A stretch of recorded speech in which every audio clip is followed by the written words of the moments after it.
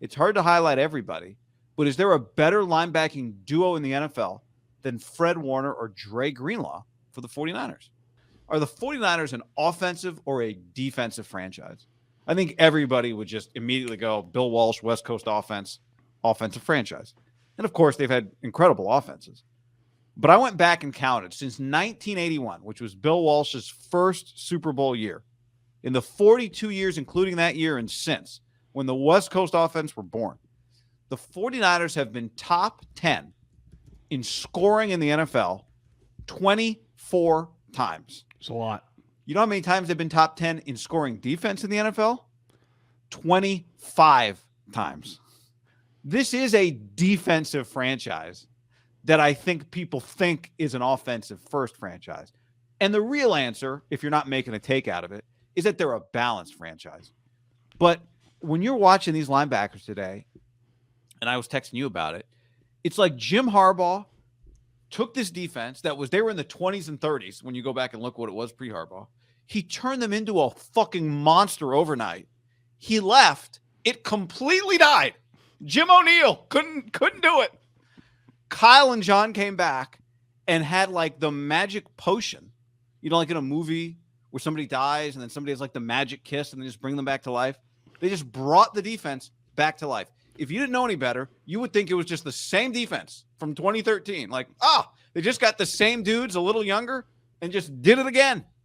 It's a defense-first franchise. That's what the 49ers are, and they've been miscast as a West Coast offensive franchise for the last 40 years.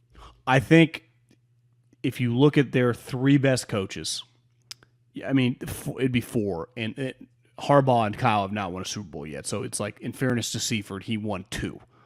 But their three best, most famous coaches is crazy. Kyle and Harbaugh, or would you say are more famous than George Seifert, even to this day? So Bill Walsh, Jim Harbaugh, and Kyle Shanahan, all three offensive guys. Walsh and Kyle, obviously offensive play callers. Jim, former quarterback, really wired more like a Hufanga meets Javon Hargrave than he is some guns, Peyton Manning or Tom Brady. So it's weird.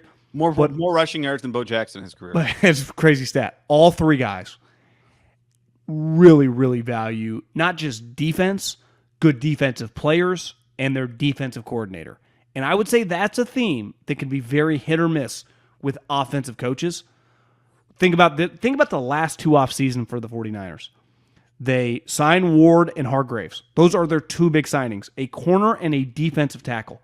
They obviously pay Greenlaw early, which looks fucking genius now, and just gave Nick Bosa a historic amount of money. Turned Hufanga into a late drafted hybrid player that most teams, when I don't know where he's going to play, into an all-pro, have developed these other corners to just give them more than serviceable bodies and keep rotating and finding these other defensive linemen. He really, really cares about defense. Also, the way Harbaugh and Kyle coach is a physical style. Well, you don't practice against this isn't, college basketball where you work against managers, right? Or whatever. You work against your own team. So the ones go against the ones. Why do you think Lincoln Riley's team struggles sometimes? Mike Leach is his mentor. Their offense, while historically potent with Mike at all his different spots, and now Lincoln, because he's at better schools, he can get more talent, is not really a physical offense. So it's hard to, even if you don't, Dre Greenlaw is a good example. He benefits on a daily basis from going against this team. If you put him on a different team, maybe he doesn't become what he becomes. You improve and develop in practice based on who you're going against. Why do you think so many Alabama and Georgia guys are so ready for the NFL? It's not just the games. Think of what, if you were interviewing me and I'm a 4-year player at Alabama, you'd be like, the guys I went against in practice every day? In practice? I'm talking about practice. Where in football, you practice way more than you play. Greenlaw's like, I've been seeing, I'm watching the Dolphins today thinking like, God, fucking Raheem Mostert looks sweet.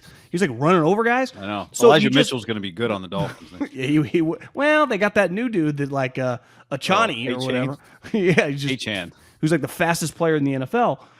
But you have offensive coaches who really, really value not just defensive players, their defensive coordinator. Like Kyle takes that position very seriously. Harbaugh clearly did. Fangio was his guy. And even in Michigan, clearly they have very, very good defenses. But to me, it's also the way they practice. Like Harbaugh practiced physically. Why is his team in defense one of the more physical defenses in the league? Well, his offense wants to play that way. So they practice against it, 3-4 days a week. And then you benefit from those two guys look like Bowman and Willis today. I mean, they did. And I had people, and I tweeted this out, and people were like, I think these guys are better. Like, listen, those two, it didn't happen long. Those two guys in their prime is as good as it's ever been in the NFL. It might only been 25 games together in their peaks, right, together.